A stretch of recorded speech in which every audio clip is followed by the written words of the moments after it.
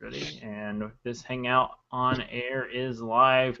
Welcome to the Free Culture Sports Show. This is the first time we've had it since we rebranded. I think it was a good decision to go ahead and make the rebrand. So we got Free Culture in the name, we got sports in the name, all as well. So along with our new name, we have a new donation method over at Patreon. So it's pretty easy. It's patreon.com/FCSS. So people can go check that out. I don't have a video up or anything like that, but um, it's a little bit different than the way Indiegogo or Kickstarter, their way they work with, being sort of like very event driven. Well, that's Patreon, and there are some others that do this, but they're more like longevity driven. So it's like per show. So if that is something that would interest you as a donor, then feel free to check that out. The only other announcement that I have is that we're going to have Dylan, who's been doing our Australian and some other coverage for the World Cup, is also going to be giving us a weekly A-League column. So as Manchester City sends more of their recruits to the A-League before apparently coming to the MLS, then we'll get to find out about that from Dylan. So Dylan also posed a question, which we briefly spoke about before we started the show, and that was MLS expansion into San Diego, specifically whether Chivas USA would move there. Now, I haven't heard anything new on this, and I don't know if Dylan's question was based on new news about this. My thought was that what was probably going to happen was that Chivas USA would move to Miami and become the Beckham franchise. But it doesn't look like that's going to happen. It looks like that's going to be an expansion team, but Beckham has all the stadium stuff to work out in Miami. Who knows if that's ever going to even work? And with LeBron and company leaving potentially South Beach, who knows if Beckham will even want to go into the Miami market? Maybe he'll find a team with greener pastures, but I don't know what that would be. I don't know that Chicago has a second team. LA already has two teams. I mean, unless Beckham were to take off Chivas, but then, I mean, he was a Galaxy man, so that doesn't seem like that would work. There's already two teams in New York, or there will be next year. I don't really know what fits. There's already a team in DC. I mean, I'm just thinking of like the world cities in the U.S. It would be interesting to someone like Beckham, and I think those are the cities. Maybe San Francisco, but they already have, it's the San Jose Earthquakes, but it's the same market. I don't know. I haven't heard of any expansion into San Francisco, but so Uh, I mean, I thought a team in the southeast was a good idea. I mean, Miami is kind of, a far reach in the southeast, it being at the very south and the very east about as much as you can go. So for here in North Carolina, it's still, we're still closer to DC United than oh yeah. anybody else. Um, but I thought it was a good, get some Florida ties, some Florida connections in there, especially with a lot of minorities in Miami. I thought it was going to be a really good spot for Beckham to put his team, and so I still think it'll work in Miami. Um, and I thought last I heard that he had figured out all of the stadium issues, or at least gotten the land or the building permission or something along the lines of the stadium. I thought he had worked out. So I Well, thought they they. had a hearing and it was rejected at the hearing, so maybe Oh, there's something new since that hearing. maybe it was the fact that there was a hearing. Maybe that's what I'd actually only heard. Yeah, Um, so it sounds like they might be moving to Broward County because they can't actually put it in Miami.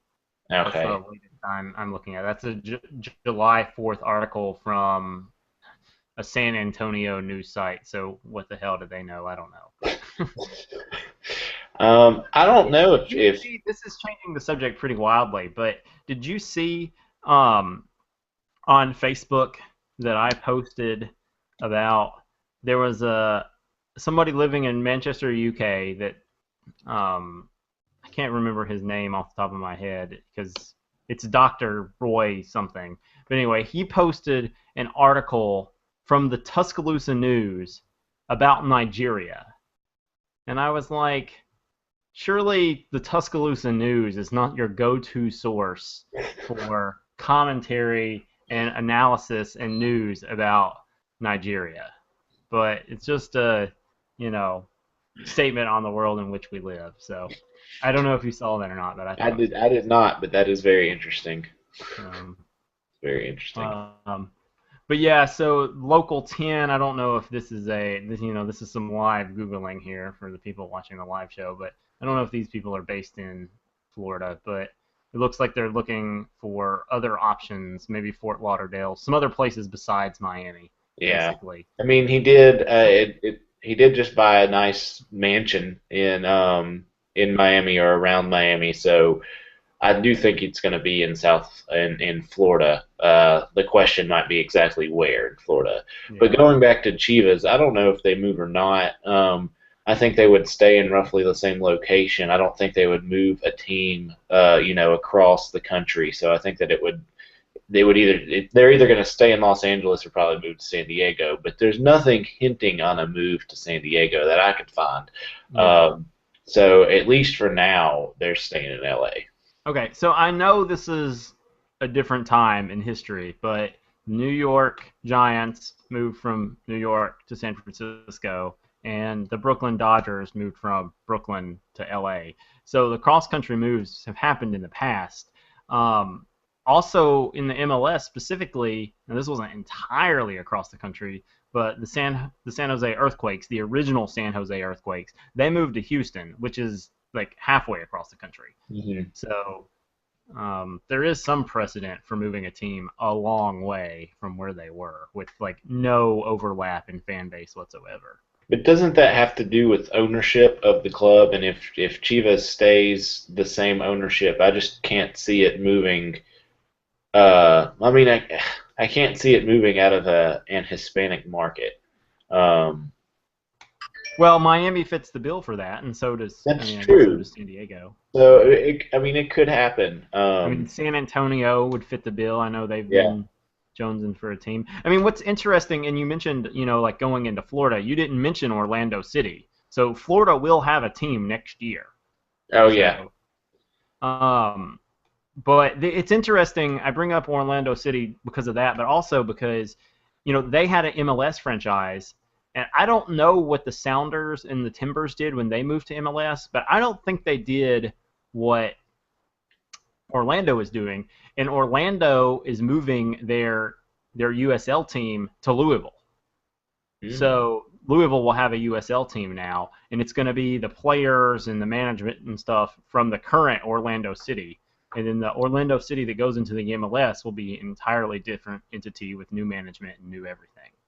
So I don't know, like not all the way up to the top. I think the owner is the same of both probably, but so yay Louisville, but also that's something to think about if, for example, they move, Chivas were to move to San Diego or specifically to San Antonio, because I know the San Antonio Scorpions are the NASL team. Of course, the MLS is not necessarily opposed to competing with the NASL. The Cosmos are in the NASL in New York, and they just have NYCFC. And the Silverbacks are the Atlanta team in the NASL, and they've said that they're going to be moving into Atlanta. So maybe that means that they will move into San Antonio, and the MLS is just trying to kill off the NASL. A lot of people think that, but I think that's kind of a conspiracy theory. But Hmm. um, I don't know. That's a topic for another day, I guess.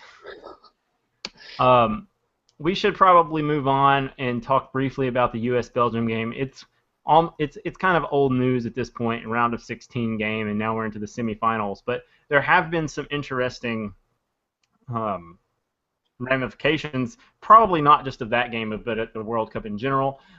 Right back or backup right back, DeAndre Ledden. There are rumors that he could be heading to AS Roma, which is where Michael Bradley was playing for a while.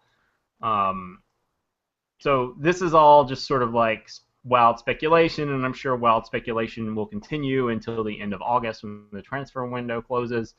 But what are your thoughts on the potential move to the Italian league? I mean, I always like defensive players going to the Italian league just because there's so much focus on defense um, in Italy. So, I mean, I think it would be great for him to learn from some Italian coaches to kind of work on some defensive skills as well as like when to go forward, when to stay back. I think it would benefit him a lot to be in Italy. Uh, I would hope that they would continue to allow him to make runs forward because that is what he was very good at and showcasing at the World Cup was his ability to get forward. Um, but I don't know if that is what an Italian league team or a team looking for a right back necessarily wants in Yedlin, unless he was a really good uh, right back and already had that when do I go forward, when do I stay back mentality. So if it works, great. Like you said, it is speculation right now. There's speculation of him at a summer trial with Liverpool. So there's just a lot of news that gets floats around, though you don't know if it's true or not. But I would like to see this one happen. So, I mean, there are some teams that play with five in the back, either 3-5-2 or 5-3-2 or variations of three center backs. So I don't know if Roma is one of those teams, but they could put him in that wingback role, which seems like sort of the perfect role for him. Now, some teams play with the five in the back very defensively. Costa Rica, I think, was an example of that in this World Cup, and others play, it's almost more of a 3-5-2. It just depends on where he gets situated. But that brings up the question, what about Yedlin in the midfield? I know some people have been calling for that. What are your thoughts on him playing in the midfield?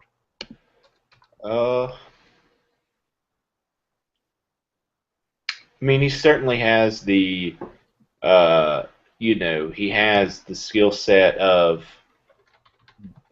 getting forward, being able to play crosses in. Now, I don't know if any of his crosses actually connected, but he also has the ability to cut in to get a shot, much like Fabian Johnson.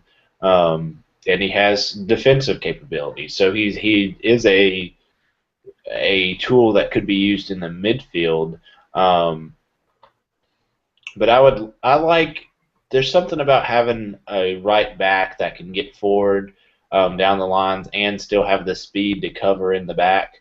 So it could happen depending on what you have to offer in the midfield and at right back. I could see it happening if you have somebody to do it, but going forward at the U.S. team, depending on how Fabian Johnson is going forward and how Yedlin matures, playing both on the right side might work, but you might only need to play one. And that's just, we have to wait and see on that one because, next U.S. World Cup's in 4 years. Yeah, so I don't know. Did you see the article that I think I sent you a link about my guess for who the 2018 Yes. squad would be? Mm-hmm. So did you have any commentary on that? I didn't put it in the show notes. I had meant to, but No, I thought it was pretty good. They're pretty accurate. I think there was more room for surprises or people who we didn't see coming. Um, I think there was potential for a little bit more room there, especially in the forward spots. Um, so let's talk about the forwards then. So we have Altidore, Terrence Boyd, Clint Dempsey, an unknown forward is what I was saying. So, and then the people that I'm saying are sort of in the pool are Aaron Johansson, Landon Donovan, Juan Agudelo, Jose Villarreal, Harry Shipp, Jack McInerney, and Bobby Wood. So, are you saying that you don't think Altidore and Boyd will be good enough, or do you not think that Dempsey will still be in that role?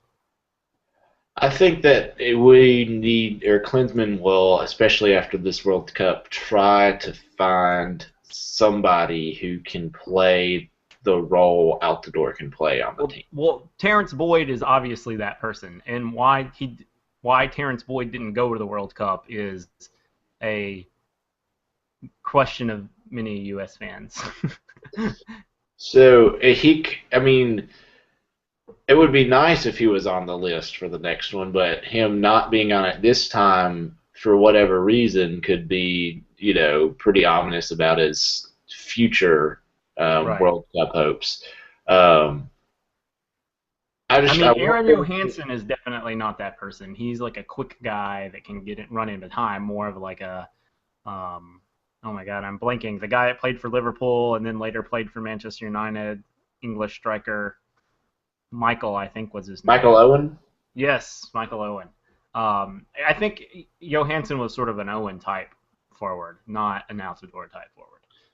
Yeah, so I don't know if the thought was we might have to employ a different strategy, and so we need somebody who can play a different type up front. And that's why they went with, or that's why him and his guys, Klinsman and his guys went with Johansson and Wondolowski. It strikes me as odd that those were the two kind of picks. Well, To I mean, the easy way to explain Wondolowski over Boyd is it's just experience over youth. I mean, Wondolowski not super experienced at the international level, but he's 32 if I remember correctly. So, um, Terrence Boyd is 23. So, I, and if that's what they were going for, but there were so many other positions where they didn't go for that. So I don't know if they like. there was a lot of. I mean, if you leave out the Landon Donovan controversy, like there were a Mhm. lot of like over 30 players on this team. I mean, Yeah. Beckerman's 32, Jones is 32. Uh, so you know, And those were older players that didn't have a lot of World Cup experience. So, I mean, it was a inexperienced World Cup team. I think a lot of players were inexperienced. Not necessarily that they were young. And so, why not have a young, inexperienced player instead of an old, inexperienced player, if it fits the bill for replacing Altidore? I don't know if he just was blind to the fact that Altidore could get injured, and so he's putting all of the marbles in that yeah. basket, and then needing forwards for other uses if that strategy isn't working, and that's why you have a speed guy necessarily.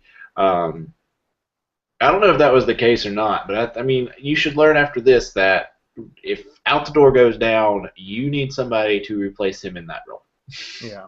I was trying to think that I knew there was another 32-year-old that was on the team, and it was Brad Davis was the third 32-year-old. So I didn't know he was that old. yeah. So well, we have a lot of time to figure this out, and Jurgen Klinsmann obviously is the one who will be figuring it out. But we'll get to see the team in the Gold Cup next year, and then in the Copa America the following year, and then the Gold Cup the next year for sure, and maybe the Champions League, not the Champions League, the Confederations Cup in 2017 as well. So there's plenty of tournaments to go around for to see what the spots are looking at. Mhm. Um, so I kind of went in from U.S. Belgium straight into Yedlin, but is there anything that you wanted to say about U.S. Belgium? No, I mean it's been a while. It is what it is. Yeah, I was disappointed in how Belgium played against Argentina. I thought that they played very much like the U.S. would have played against Argentina, Yeah. um, and didn't really show a whole lot. At times it was like they were just let's just kind of lob it into the box and see what happens, which was frustrating to see that could have been the United States playing Argentina, and it may have turned out that the U.S. could have won. especially with the way Argentina was playing. So that was disappointing to see Belgium in that game. All right, so let's talk a little bit about the World Cup predictors here. I totally like spaced out on the pick'em for the quarterfinals, and I didn't do my picks. But on my bracket that I redid, I was 100% for on the semifinalists, and I'm 100% on my original bracket minus Spain. Swap Spain and Netherlands. So, um, so you say that you can finish no better than second. Now my bracket, I don't know my bracket that I've said was my main bracket. I don't know how well it can do, but my home field advantage bracket where I picked Brazil to win, that one can certainly win. So yeah, that was the one that, because I think we picked the same, finalist and same winner, then there's no way for me to catch up those 2 points or how many ever it is behind you. So if Brazil and Argentina play and Brazil wins, then I think that bracket comes in first and my bracket comes in second. But if it's Brazil, Holland, and Brazil wins, then Winders gets in there at second, or should be second, and I'll be third. So it comes down to what it comes down to at the NCAA bracket is if you pick the winner, that's the key. Pick the winner, and then go from there. So obviously, for the pick'em, I need Brazil to win. Other people need Argentina. There's a small handful that need Germany. Don't think there are many people, especially I don't think there was anybody in our pool that picked the Netherlands to win it all. So that's not. There's no one that picked. Yeah, that's not going to do anybody. We had one that picked Belgium and some that picked Italy. At least one that picked Portugal. So there were some dark horses in there to do that. And I suppose I can see Italy and Belgium to a certain extent. Picking Portugal, I don't know what they were smoking. I guess they just thought Ronaldo was going to carry the team. Ronaldo has a lot more carrying of the team to do than Messi does. That's true. That is very true. So I'm pretty conflicted about this Brazil-Germany game because I originally picked Brazil to win, and when the round of 16 came out, I stuck with all of my brackets as much as I could, my original bracket. But with Thiago Silva out and with Neymar out, I don't know. I have a hard time picking Brazil over Germany. I mean, my inclination is to just stick with what got me here, but I might go ahead and pick Germany to win it. I don't know. Well, the question is, does the loss of Neymar, and does that, cause Brazil to crumple and die, or do they rise up and play for Neymar and go crazy? And I know the fans will certainly, continue their support and cheer on without Neymar being there, but I don't know how the players will do. And how the players will react to that. I also don't know if they have the ability to get through the German defensive midfield and the defensive line if Lahm plays at right back. I think that is key. I think they played much better defensively with Lahm at right back and Schweinsteiger and Khedira playing the defensive midfield role against France. And I'll be curious if they do that against Brazil or not. Schweinsteiger and Khedira were both hurt going into the tournament, though. So yes, some of that was out of necessity, I guess. I don't know if that'll be what they do against Brazil or not. Neither are quite 100%. But they are the ones to fit in that two kind of defensive midfield role. Which, if you don't have Lahm in there, you've got to have probably both of them playing defensive midfielder. They played a lot better with Lahm at right back. I think the defensive line was better. They didn't give up any goals, which was the the one other game, I think they hadn't given up a goal except for the United States game. No, they didn't give up a goal against Portugal either, but Portugal was a man down. Um, I just I think he needs to stay at right back, and I think that was what Love or Joachim Love was saying was, we tried this, but we haven't looked great. We need to move you back to right back, see how that goes. Worked fantastic. We're probably going to stay with that. But without Silva and the defensive line, and David Luiz just can't cover a lot of people. I think he's capable of covering. I think he is, but I think he gets caught ball watching some, and so without Silva in there, having David Luiz and Silva's replacements, I think they might lose a couple guys in the box. So I am conflicted because I did have Brazil at first. Now I want to pick Germany because Neymar and Silva are out, but Brazil could still come out and win this. I think it is more evenly split now than it was. I would have had no issues picking Brazil had Neymar and Silva been playing.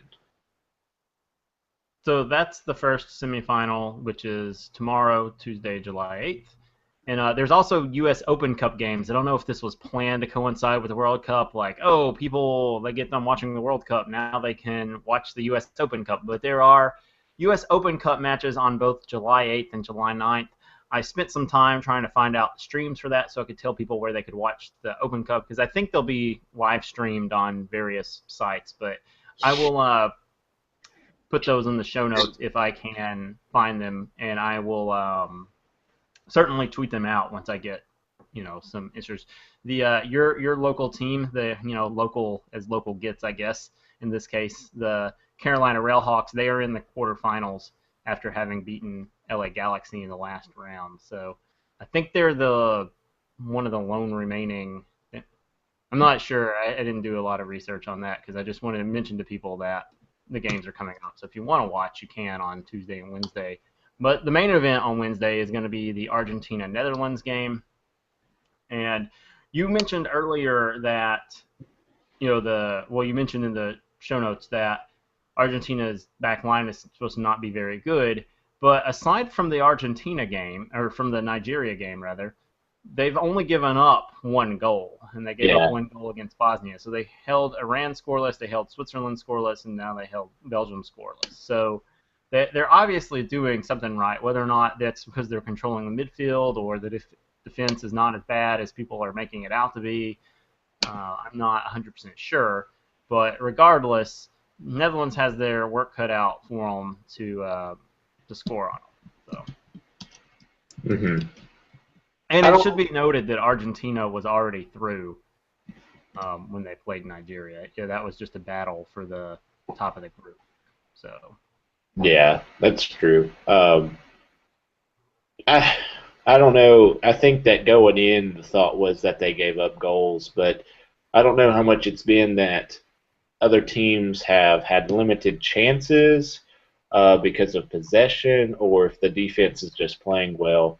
I do know that Iran had a lot of good chances. I think the keeper made some saves, and I think that Iran was close just because it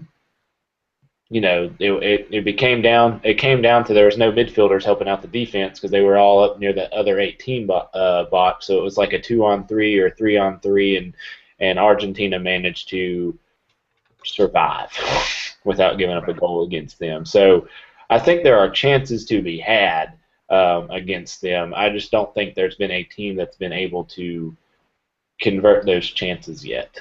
Now, the Netherlands, I think, has the capability to do that. If they get enough chances, will they be able to score enough goals? I think this one has the potential of being a 1-0 game, but it also could be like a 5-3 game. Like, it could just go crazy. Chances are at this rate that there's not going to be a whole lot of goals scored, but I guess we'll see on the 9th. Yeah, that's one thing. If it comes down to a tiebreaker with my Argentina bracket, I thought Argentina would just outscore people or attempt to outscore people, and they have Mhm. not scored nearly enough goals for me to win that tiebreaker. But I don't think that bracket is capable of winning anyway. So I'm not sure how many goals I picked Brazil I to think I score. said Brazil would win with like 23, which is like an unheard That's of amount, but like yeah, it came out to averaging like just about 3 goals per game, and I thought, well, they might can do that. um, clearly the shutout draw against Mexico doesn't help that at all, but they put no, up 4 goals in a game. They put up 3 goals in a couple games, yeah. so. So I did hear, and no one else. I don't think we talked about this. Maybe did. We teased it last time, I think. But Rhino said that we could do a show for the World Cup on the 13th, which is the final. Mhm. So we have not decided what we're going to do. I was sort of waiting on Rhino to figure it out. So I think doing an all day, telethon thing is probably not. We're not going to be prepared for that, considering we're less than a week out. But what are your thoughts on? And we still have to do details, but just so people can, hear on the audio whether or not we're going to do it or not. Whether or not we should do the pregame, halftime, and postgame on the 13th, which is next Sunday when the final is. Uh, that could be interesting. That's something we have never done before, which could Yeah. be something new and exciting to do. So Um, that would be instead of doing a show on the 19th. So the 19th is when we were going to do our World Cup recap. So we'll get it, post game rather than a week later. So we'll figure out the details, but for now we'll plan to do that. We also need to figure out the listing is at 3 p.m. for the game, but most of the games have been at 4 p.m. Eastern. So I don't know if it's just earlier or if they're listing it for like festivities yeah, before the I'm game. guessing that's like coverage start time. I'm not sure, but it could be like the whole like this is the World Cup final. We have an hour, beforehand for festivities. Right. What were you looking at? FIFA's website No, or? I'm looking at the calendar, my calendar where I've imported the games. And so all of the games have started, all the late games have started at 4 p.m. Well, during the group stage, it was 6 p.m. Eastern, but during the knockout rounds, it's been 4 p.m. And then all of a sudden, it's at 3 p.m. And the third place game is at 4 p.m. Eastern on Saturday, the 12th. So um, I don't know. I mean, and it's listed as being an hour and 45 minutes, which is what they list all the other games at. So if Mhm. it was, pre-game coverage and stuff, I would think the listing would not be that short. So Yeah, I mean it's on FIFA's website. It has 1600 as well, but they have had other games listed at that time that did not. Actually, now that I'm thinking about it, those games did start at 3. So I don't know if it's. I thought maybe it was a time zone thing, and it was that it was actually an hour off than the rest of the other games. But I was comparing it to other games that were in Rio, and they were at 1700, and this is at 1600. So it could be an hour early. It could just be an hour of festivities. yeah, well, so we'll figure out all the details and do the pregame if we can and all of that. But for now, this has been the Free Culture Sports Show, and I guess that's it. We don't have a tagline.